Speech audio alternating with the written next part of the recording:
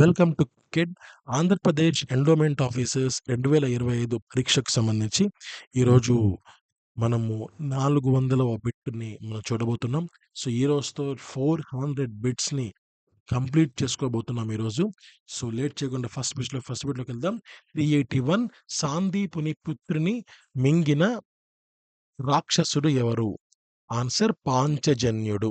Next, Dwaraka నగరాన్ని నిర్మించినది ఎవరు? Answer దేవశిల్పి Vishwakarma. Next, Dwaraka నగరానికి ఇంద్రుడు ఇచ్చిన కానుకలు ఏవి? సుధర్మ అనే సభాభవనం. ఆన్సర్ పారిజాత వృక్షము. నెక్స్ట్, విదర్భ రాజు ఎవరు? ఆన్సర్ భీష్మకుడు. నెక్స్ట్, భీష్మకుని కుమార్తె పేరేంటి?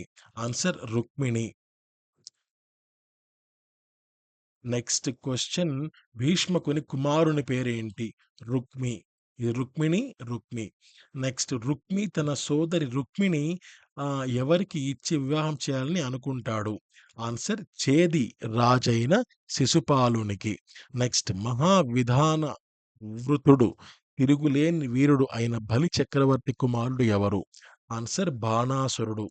నెక్స్ట్ క్వశ్చన్, బాణాసురుడు రాజధాని సోనపురానికి కాపలాగా ఎవరిని రప్పించుకుంటాడు? ఆన్సర్ శివుడిని రప్పించుకుంటాడు. నెక్స్ట్ క్వశ్చన్, శిశుపాలుని మరణానికి కృష్ణునిపై పగబట్టిన వాడు ఎవరు? ఆన్సర్ సాల్వుడు. నెక్స్ట్ క్వశ్చన్, సాల్వుడిని వధించినది ఎవరు? ఆన్సర్ శ్రీకృష్ణుడు.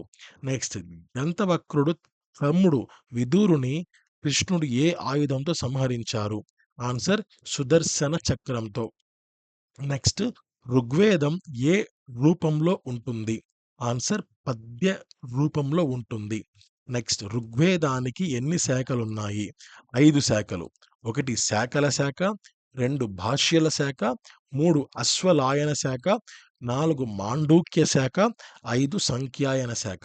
5 శాఖలు ఉంటాయన్నమాట. ఇది గుర్తుపెట్టుకొని, ఇది కూడా ముఖ్యమైన బిట్ ఇది. తర్వాత, ఋగ్వేదానికి సంబంధించిన శాఖలో ప్రస్తుతం మనకు అందుబాటులో ఉన్న శాఖ ఏది? ఆన్సర్ మొదటిదైన శాఖల శాఖ.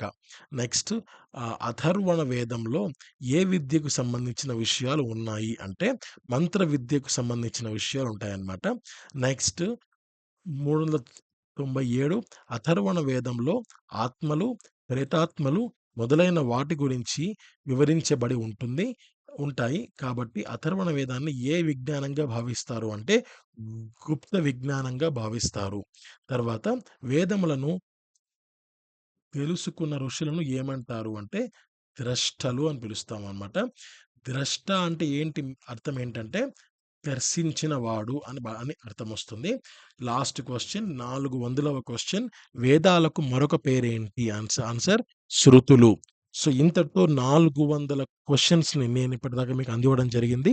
అండ్ 400 క్వశ్చన్స్ ఎవరికైనా మైండ్లో ఉంటే, ఇప్పటిదాకా నేను 400 క్వశ్చన్స్ కూడా నేను పూర్తి చేశాను అని చెప్పి అంటే దయచేసి ఒకసారి కామెంట్ చేయండి.